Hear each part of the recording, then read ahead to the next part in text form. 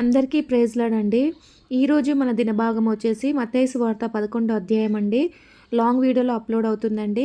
ఎవరైతే నన్ను ఈ వాక్యము వినడానికి ఫాలో అవుతున్నారో, వింటున్నారో దయచేసి వాళ్ళు లాంగ్ వీడియోలో చూడండి. 11వ అధ్యాయం స్టార్ట్ చేస్తున్నానండి. యేసు తన 12 మంది శిష్యులను ఆజ్ఞాపించుట చాలించిన తర్వాత వారి పట్టణములలో బోధించుటకును ప్రకటించుటకును అక్కడి నుండి వెళ్ళిపోయెను.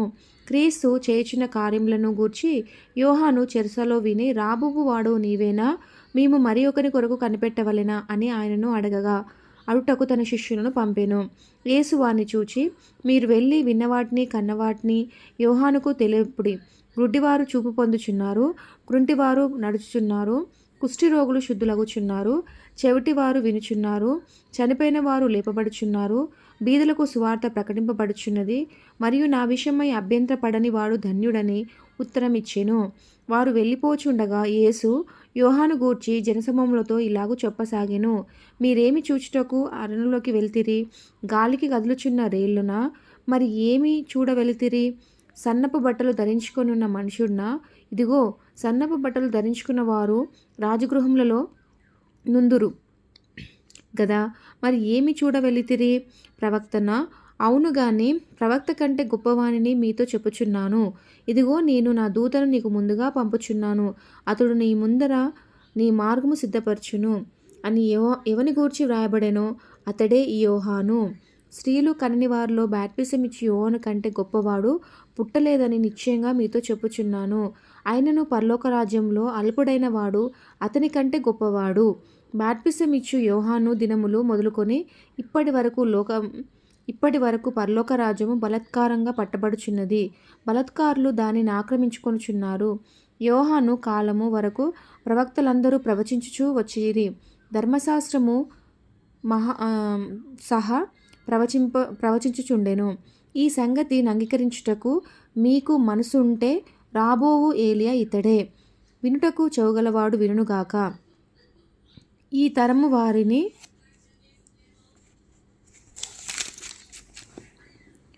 దేనితో పోల్చుదును? సంత వీధుల్లో కూర్చునుండి మీకు పిల్లన గ్రోవి ఊదితిమి గాని మీరు మాడమైతిరి. ప్రలాపించితిమి గాని మీరు రొమ్ము కొట్టనరైతిరి. తమ చంద్రికాలతో చెప్పి పిలుపులాడుటకును పిల్లకాయలు పోలియున్నారు. యోహాను తినకయు త్రాగకయు వచ్చెను గనక వీడు దయ్యమును పట్టిన వాడని వారనుచున్నారు. మనుష్య కుమారుడు తినుచూ త్రాగుచూ వచ్చెను గనక ఇదిగో, వీడు తిండిబోతు మద్యపానియు సుంకర్లకును పాపులకు స్నేహితుడని వారనుచున్నారు. అయినను జ్ఞానమని దాని క్రియలను బట్టి తీర్పు పొందుదుననెను. పిమ్మట ఏ పట్టణములలో ఆయన విస్తారమైన అద్భుతములు చేసెనో ఆ పట్టణముల వారు మారు మనసు పొందకపోవటం వలన ఆయన వారు నిట్లు గద్దింపసాగెను. అయ్యో కోరాజినా, అయ్యో బెత్సాయిదా, మీ మధ్యను చేయబడిన అద్భుతములు తూరు సిదోన పట్టణములో చేయబడిన ఎడల ఆ పట్టణముల వారు పూర్వమే గోనె పట్టు కట్టుకొని బూర్ద వేసుకొని మారు మనసు పొందియుందురు. విమర్శ దినమందు మీ గతి కంటే తూర్పు సోదమ పట్టణముల వారి గతి ఓర్వదగనై ఉండెనని మీతో చెప్పుచున్నాను. కపెర్నహూమ, ఆకాశం మట్టుకు హెచ్చింపబడిన దానవా, నీవు పాతాళం వరకు దిగిపోదువు. నీలో చేయబడిన అద్భుతములు సోదమ చేయబడిన ఎడల అది నేటి వరకు నిలిచి ఉండును. విమర్శ దినమందు నీ గతి కంటే సోదమ దేశ వారి గతి ఓర్వదగనదై ఉండునని మీతో చెప్పుచున్నానెను. ఆ సమయమున యేసు చెప్పిందేమనగా, తండ్రి ఆకాశమునకును భూమికిని ప్రభువు, నీవు జ్ఞానులకును వివేకులకు ఈ సంగతులు మరుగు చేసి పసిబాలులను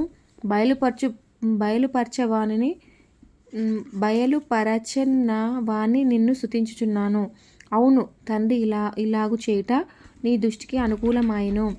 సమస్తమును నా తండ్రి చేత నాకు అప్పగింపబడి ఉన్నది.